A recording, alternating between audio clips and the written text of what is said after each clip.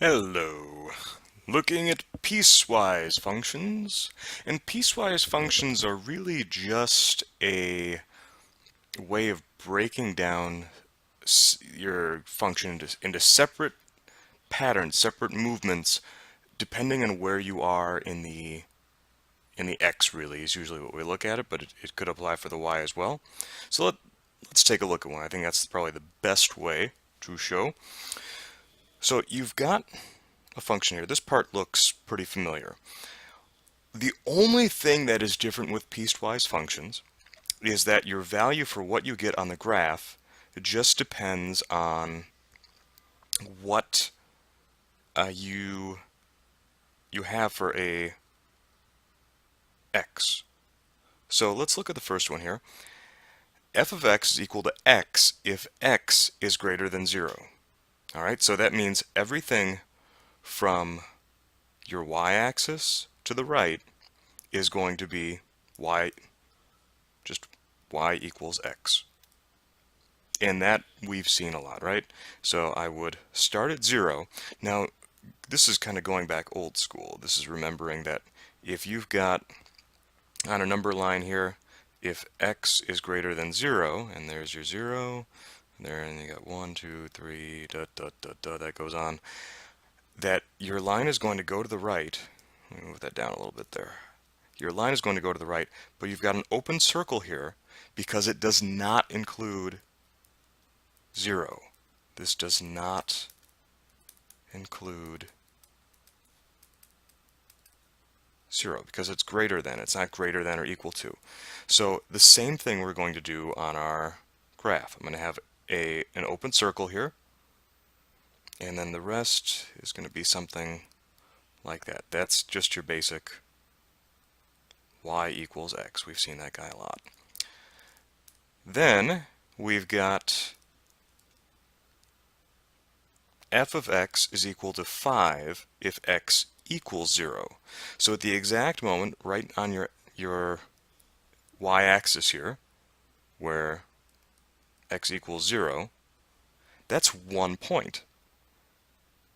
So go up here to 5, and then this is going to be this is not going to be an open circle. This is going to be a full circle because it is equal to. So at that 1 point, the value of the function is 5. That's it. Okay, just at x equals 0, you have a coordinate here, 0, comma 5. If you were to pick a coordinate over here that kind of matched up with that, okay, this is just nothing too special about this. It's just a random point on the line. This would be 5, 5. All right, and both these work because we only have we're not reusing the input. Every x has only one value. And let's take a look at our last thing down here. X is equal to -3 if x is less than 0. So this is just going to be a horizontal line. This is just y equals -3, but only if x is less than 0. So I would go down here, I would look at -3 would be about there. I have an open circle again because I am less than, not less than or equal to. If that were the case, it would be different. And then, drew that in the wrong spot. This part here is just, again, y equals -3. If I chose a random point down here, like right there, this could be -5 comma -3. And the function is all three of these in this case, because I have three things over here, all three of these combined. They give us one function. Anywhere that I've got an x, anywhere that I've got an input, I've got exactly one output, and it looks a little bit different, but this is still indeed a function. What's nice about this is that it allows us to look at real world phenomena quite a bit quite a bit more easily. So suppose that we have a rent function because you are going to be renting your own places in just a few short years with all the fun college and then starting careers and going out and changing the world, all that cool stuff. So when you are renting your place, let's say the rules are this, that you've got the rent is due on or before the 30th day of each month, but for the month ahead of time, all right? If you do not pay, then you have a $100 late fee. So let's put the first rule here in blue. All right, we're going to split this guy up, and in blue, x is going to be equal to, well, if it's on or before the 30th day, so let's say this is if x is less than or equal to 30, all right, because it's on or before. The before is the less than, and then the on is the equal to as well, because day 30 is still okay to pay it.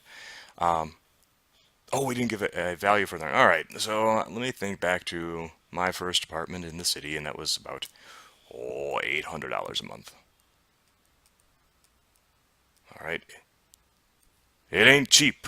What can I say?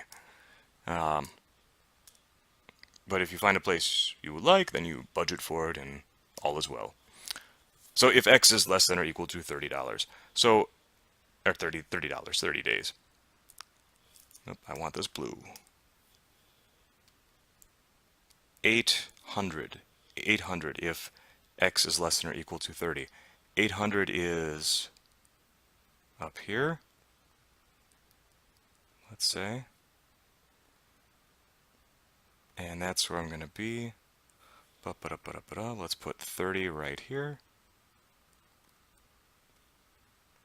and less than or equal to, so this is going to be an open circle or a closed circle? This would be a closed circle because it includes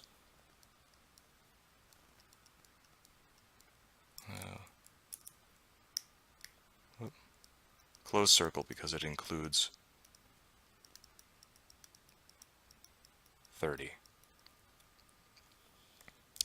Now, if you are late, $100 late fee. So you have to pay the original rent plus an extra $100, which becomes how much? Whoop, whoop, whoop, $900.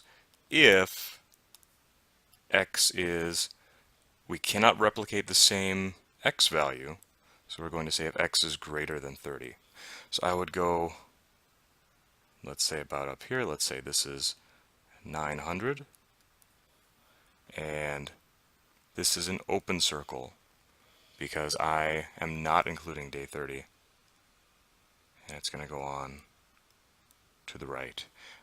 If we wanted to make this even more complex, we could include, well, after another 30 days, then they may come after you for legal fees or, try and, really make up for some of the lost money they've got. But this is a simple model, so I think that will be sufficient. All right. It's really just being able to combine two different behaviors of a function into one function, and that depends on where your x is. All right. Review this, look at your notes, and I also want to leave you with one to think about here. So let's look at another real-world situation. Prom tickets. On sale for $100 starting 30 days before the prom. All right, so $100 all the way up to the before the prom. The day of the prom, things change a little bit, and now they're for $150, paying a little bit extra, like a $50 late fee, if you will.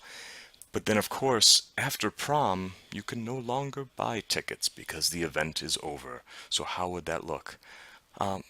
Put this into your notebook, think about it, work around with it, and again, bring any questions that you've got. All right? Have fun. Take care. Great day.